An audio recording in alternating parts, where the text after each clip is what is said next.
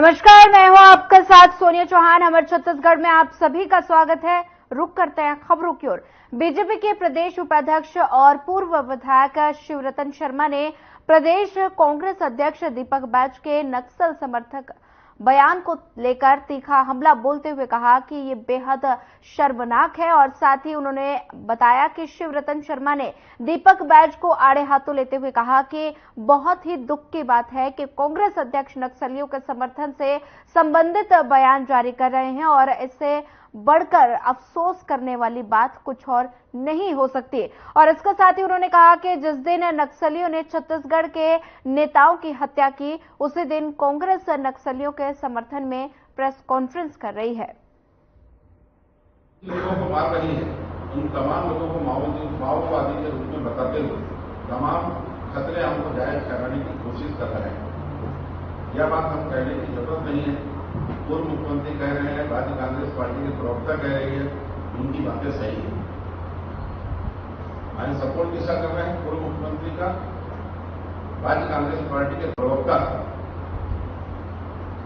भूतपूर्व वित्त और गृह मंत्री चिदम्बरम ने आज केंद्र में सत्तासीन लोगों को उस समय में ही भगवा आतंकी करके बता दिया था।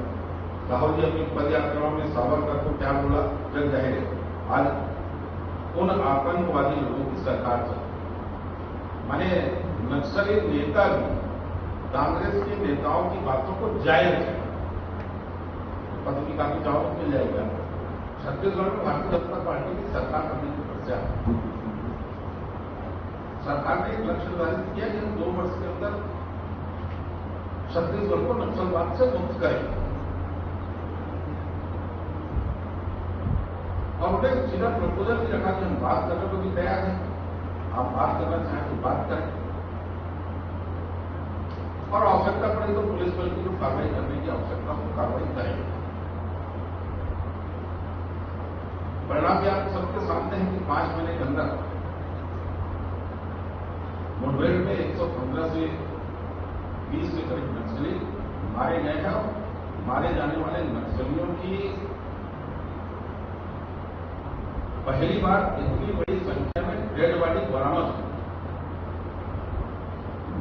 और जब भी नक्सली मारे जाते हैं, कांग्रेस का कोई ना कोई नेता खड़ा होकर कहता है वो नक्सली नहीं थे, ग्रामवासी थे, उनको मारते।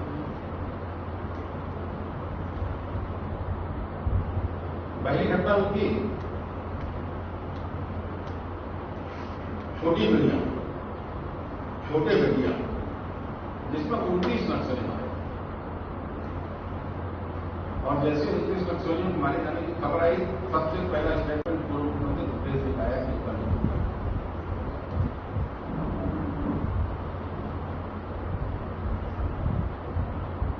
और आज मीडिया की घटना पे कांग्रेस ने एक समिति गठित कर दी और समिति उस स्थान में गई नहीं गई मैं नहीं जानता और उस मुठभेड़ को फर्जी होगा। छोटे बेटे की घटना में तो नक्सलियों की सूची जारी की हमारी ये साथी मारे। आज नक्सल के सारे नेता इस बात को स्वीकार करते हैं कि वो बड़ा नुकसान उठाना पड़ा। उस समय सुरक्षा बलों के मनोबल को कमजोर करने का काम कांग्रेस के नेता करने का प्रयास है। वास्तव में नक्सलवाद पे कांग्रेस की सोच क्या है, ये अब तक स्पष्ट ही नहीं हुई। राहुल गांधी जी बिलासपुर आते हैं, झीरम घाटी घटना नक्सली घटना नहीं है ये कहते हैं।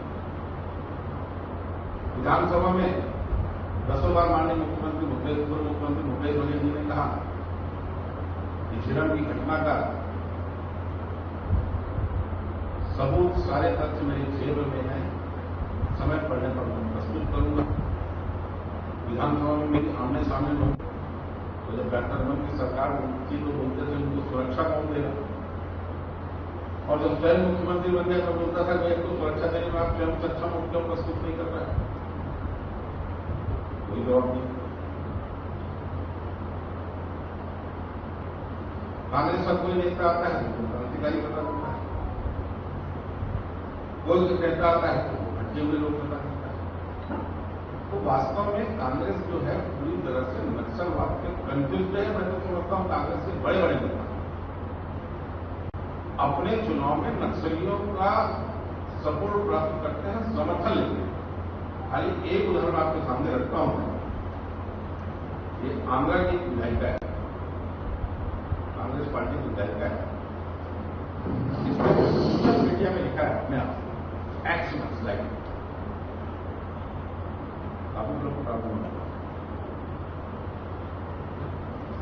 कुछ लोग कंफ्यूज है कांग्रेस के लोग, और कुछ लोग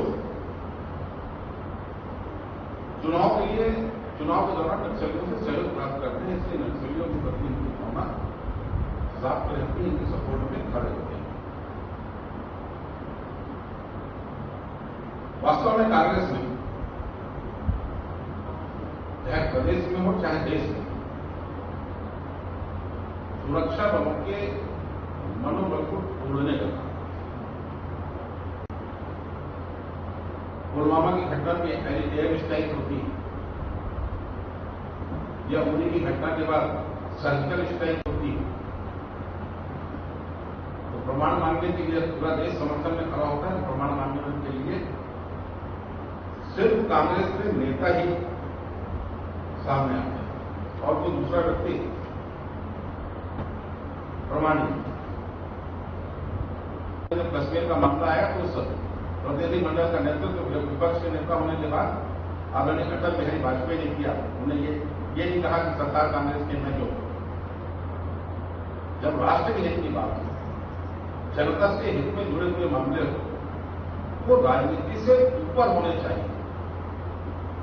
और आज वो देखिए जिस दिन कांग्रेस के बड़े नेताओं की हत्या हो, मैं भी मानता हूं कि हमारे नेता मारे गए वो सिर्फ भले कांग्रेस पार्टी और वो थे प्रदेश के नेता, वो नुकसान पूरे प्रदेश का है, सिर्फ पार्टी का नहीं। और ऐसे दिन में नक्सलियों के समर्थन पे अगर दीपक बैठ के प्रेस ले रहे हैं, उनका समर्थन कर रहे हैं, इससे दुर्भाग्यजनक स्थिति और कोई नहीं हो। और ये अगर सफलता मिल रही है तो सफलता के पीछे बड़ा कारण यह है कि 5 महीने के अंदर इंटीरियर के क्षेत्रों में 28 से ज्यादा सुरक्षा बलों के नए कैंप बने, 103 से ज्यादा पुलिया बने, कम्युनिकेशन के लिए 120 से ज्यादा टावर लगे। जहां हम नक्सलवाद के खिलाफ काम कर रहे हैं, वहीं विकास की दृष्टि से भी हमारी सरकार काम कर रही है। और जब नक्सलवादी स्वीकार कर रहे हैं कि हमारे लोग मारे गए हैं, ऊंची दायरे कर रहे हैं, उसके बाद कांग्रेसी अजीब मुद्दे की बात करते हैं, इससे दुर्भाग्यजनक स्थिति और कुछ भी नहीं हो सकती। मैं निंदा करता हूं और मुझे उम्मीद करता हूं कि भविष्य में वो सरकार के साथ नक्सलवादी समाज के लिए खड़े। शर्मा जी, मेरा एक प्रश्न है आपसे। विस्फोट की उसमें कुछ लोग मारे गए हैं, जैसा कि मैंने कहा 25 मई की तिथि 11 वर्ष पूर्व 25 मई को ही श्रीरंग की घटना घटी थी, जिसमें हमारे प्रदेश के मुख्य राजनेता आदरणीय महेंद्र वर्मा जी, आदरणीय नंद कुमार पटेल जी, आदरणीय दीनदयाल जी, शर्मा जी और बड़ी संख्या में सुरक्षा बल में कार्यरत जवान मारे गए। सबको अपनी और अपनी पार्टी भारतीय जनता पार्टी की ओर से श्रद्धांजलि अर्पित करता हूं।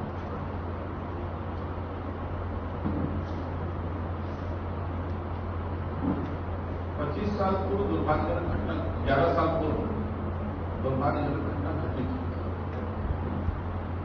और आज मुझे ये कहते हुए बड़ा दुख हो रहा है कि कांग्रेस के पीसीसी चीफ दीपक बैद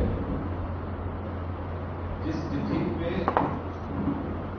प्रदेश के बड़े नेताओं की नक्सलाइट घटना में मृत्यु हुई, उसी पृथ्वी पर नक्सलियों के समर्थन में एक प्रकार से प्रेस और अभी हाल में जो पीड़िया के मुठभेड़ नक्सली जवान मारे गए उनको निर्दोष तर्क भी क्या किया जा रहा है, उनके परिवारजन गांव में निवास हरमा की मां भी गांव में रहती है, यह हरमा भी निर्दोष था। नक्सलिया समिति में आप लोगों के माध्यम से पीसीसी चीफ से पूछना चाहता हूं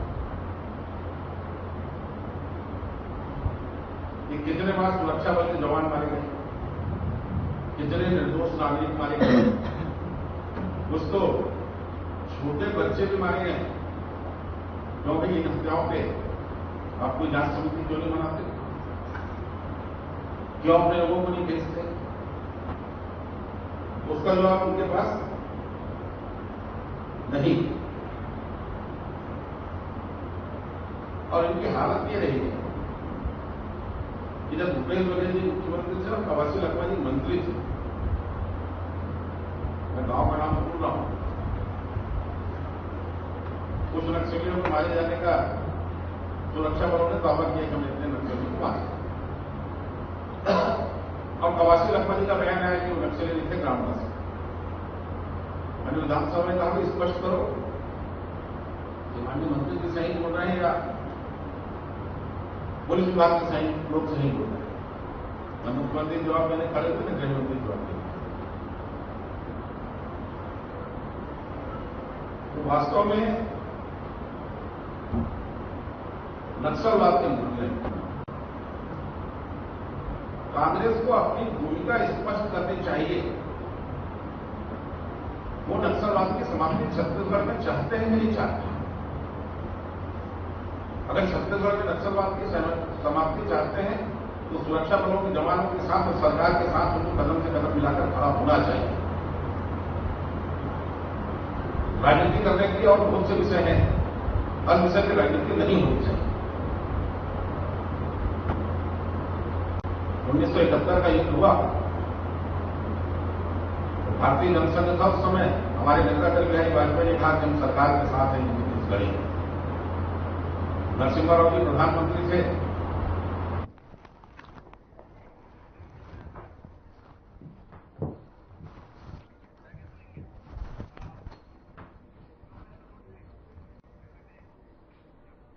बेमेतरा पिरदा गांव में उस वक्त अफरा तफरी का माहौल बन गया जब एक कंपनी में ब्लास्ट हो गया और इस ब्लास्ट में एक की मौत की पुष्टि हुई, जिसके कई लोग जिसमें गंभीर रूप से घायल बताए जा रहे हैं। देखिए हमारी ये खास रिपोर्ट।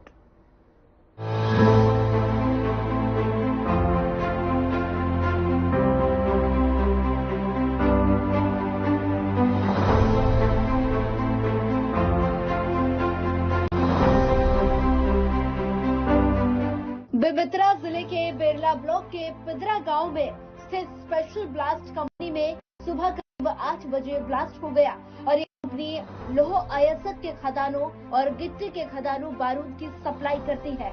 हादसे में कुछ लोगों के हताहत होने की भी खबर आई। ये कर्मचारी 3 अलग अलग गाँव के ही रहने वाले हैं। मौके पर कवरेज करने पहुंचे मीडिया के लोगों को पुलिस ने गेट के बाहर ही रोक दिया। वहीं सूत्रों के हवाले से मिले वीडियो में फैक्ट्री के अंदर के दृश्य बेहद दर्दनाक हैं।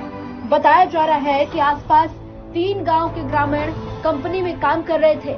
आसपास के ग्रामीणों की माने तो अब तक 8 से 9 लोगों की मौत हो चुकी है, लेकिन वहीं निरीक्षण करने पहुंचे डिप्टी सीएम अरुण साव ने सिर्फ 1 मौत की ही पुष्टि की है। वहीं उन्होंने मृतकों के परिजनों को 5 लाख रुपए का मुआवजे का ऐलान किया और साथ ही फैक्ट्री मालिक से भी उचित मुआवजा दिलाने की बात कही। भाई बाडी निकलेगी तब तो बोलोगे। बाडी पूरा माटी हो गया सर, पूरा मिट्टी मिल गया।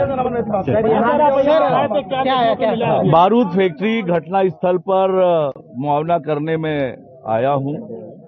ये सही है कि बड़ा विस्फोट भयंकर हुआ है, तेज विस्फोट है। जिस प्रकार से घटना स्थल का दृश्य दिख रहा है, विस्फोट बड़ा तेज हुआ है और अभी घटना में एक व्यक्ति की मरने की पुष्टि हुई है, 6 लोग घायल हैं। घायलों का अस्पताल में इलाज चल रहा है। ये अत्यंत हृदय विदारक और पीड़ादायक घटना है। हम सब इस घटना से आहत हैं, दुखी हैं और सरकार ने मजिस्ट्रियल इंक्वायरी का निर्णय घटना का किया है और घटना में इंक्वायरी में जो तथ्य आएंगे उसके हिसाब से कार्यवाही, कड़ी से कड़ी कार्यवाही की जाएगी। जो भी दोषी पाया जाएगा। सरकार ने अभी मृतक परिवार के लिए 5 लाख रुपए और घायलों के लिए 50,000 रुपए मुआवजे का घोषणा किया है।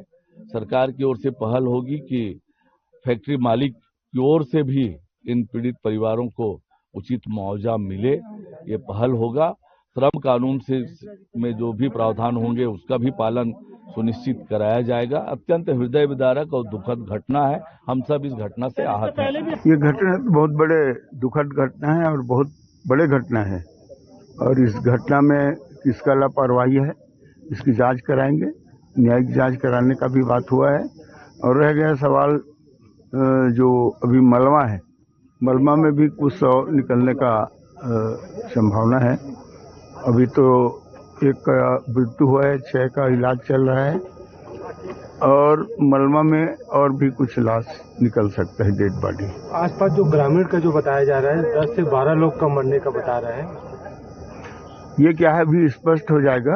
ये तो मलबा भी अधिकारियों द्वारा हटवाया जा रहा है और मलबा में जो भी डेड बॉडी निकलेगा वो तो स्पष्ट हो जाएगा। लेकिन अभी तक के जो पुष्टि हुआ है, एक का मृत्यु हुआ है और 6 लोग हॉस्पिटल में इलाज चल रहा है। और जो मलबा है उसमें भी निश्चित रूप से कुछ डेड बॉडी निकल सकता है। मुआवजे की बात आ गई। मुआवजा तो बता दिए हैं सरकार की तरफ से 5-5 लाख मृतक परिवार के लिए और जो घायल है उसके लिए 50,000 रुपए देने की बात हुआ है। तो वहीं शिकायत के बाद मौके पर पहुंचे दुर्ग रेंज के आईजी राम गोपाल गर्ग ने मामले की जांच के आदेश दे दिए हैं। आज यहाँ थाना बिरला के चौकी खंडर का, जिसके अंतर्गत ग्राम तिरदा है, उसके वहाँ पर जो एक्सप्लोजिव फैक्ट्री है उसके अंदर एक ब्लास्ट हुआ है मॉर्निंग में, तो जिसमें करीब 6 लोगों के घायल होने की सूचना मिली थी, जिनको कि राहत कर उपचार के लिए भेजा गया है। उनमें से एक व्यक्ति की मृत्यु होने की सूचना है और इसके अतिरिक्त जहाँ जो ब्लास्ट घटनास्थल है वहाँ पर एसडीआरएफ की टीम द्वारा राहत कार्य किया जा रहा है। कितने लोगों की मृत्यु होने की अभी यह क्या पाना संभव नहीं है, परंतु राहत कार्य चल रहा है। जैसे ही कुछ सूचना मिलेगी आपको बता दिया जाए। सबसे बड़ा सवाल यही बना हुआ है कि आखिर ब्लास्ट कैसे और किसकी लापरवाही के चलते हुआ। Bureau report.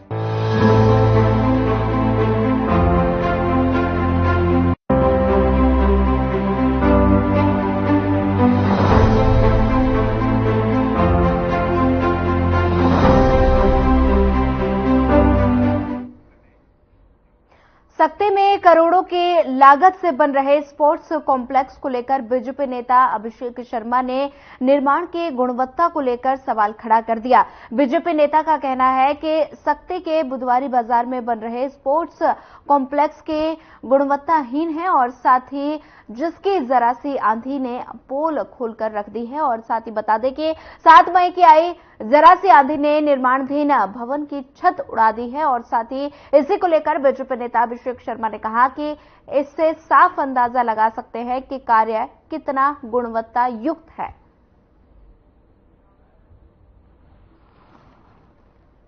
कि आप सभी जानते हैं, जहां जहां कांग्रेस वहां वहां भ्रष्टाचार।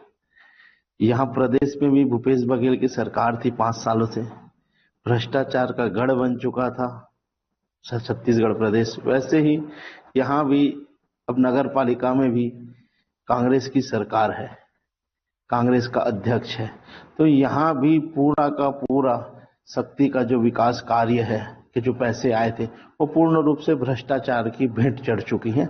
इसका ताजा उदाहरण अभी आप लोगों ने देखा था, जो स्टेडियम निर्माण हो रहा है।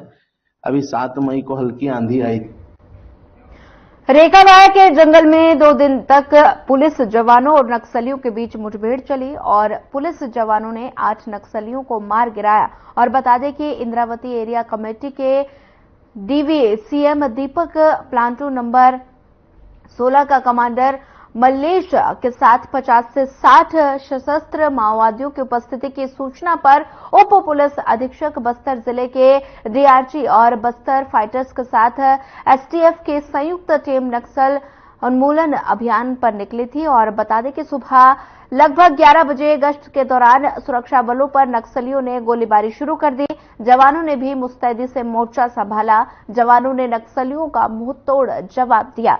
मुंहतोड़ जवाब के बाद सर्च की कार्रवाई के दौरान घटनास्थल से 8 वर्दीधारी माओवादियों के शव के साथ एक नग 303 और एक नग 315 बंदूक, 2 नग 12 बोर और 4 SBML और 7 BGL सेल और 3 बम, 2 cooker ID, wireless set, battery, माओवादी वर्दी, इलेक्ट्रॉनिक वायर, प्रतिबंधित माओवादी संगठन के प्रचार प्रसार की सामग्री, पिट्ठू और 400 जोड़ी चप्पल, सिलाई मशीन, अन्य दैनिक उपयोग की सामग्री बरामद की गई।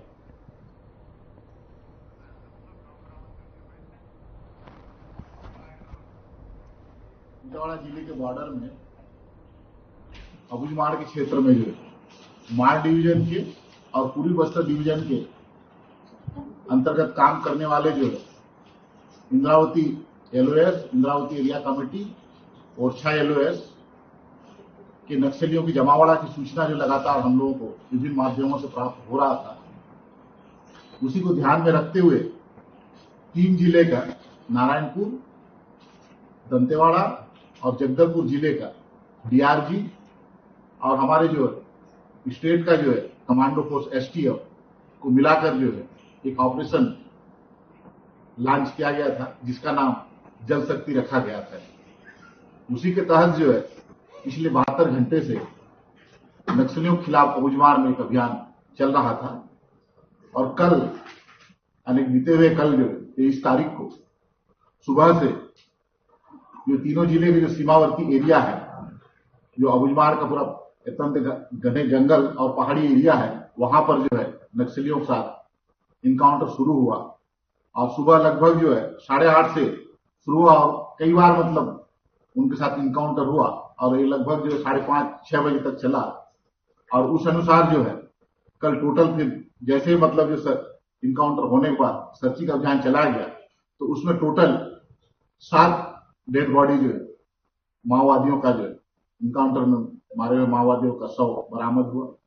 साथ में जो है एक 303, 2 315 बोर, एक 12 बोर और 4 जो है भरमार बंदूक जो है बरामद हुआ। साथ में जो है कई आप देख रहे होंगे वहां पर जो है गोला बारूद जो है आपके टिफिन बम है, कुकर बम है, बहुत सारे जो है गोला बारूद है, उनकी जो वर्दी है, पिट्ठू है और बहुत सारे अन्य उपयोगी सामान जो बरामद हुआ है। सर्चिंग करने के बाद रास्ते में जो है एक टीम के साथ फिर एम्बुश की कार्रवाई नक्सलियों के द्वारा किया गया तो पुनः आज जो सुबह एक और नक्सली जो है मारी गई, जिसका शव बरामद किया गया और इसका टोटल 8 माओवादी इस अभियान में मारे गए। सामान क्या क्या मिले और हथियार टोटल 8 मिले हैं और उसमें आपको भी पते से बता दिया।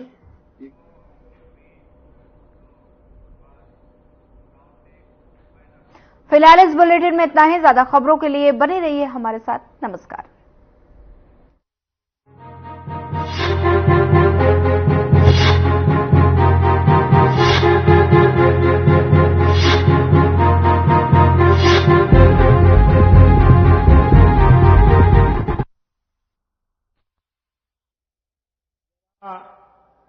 मेरे एक सवाल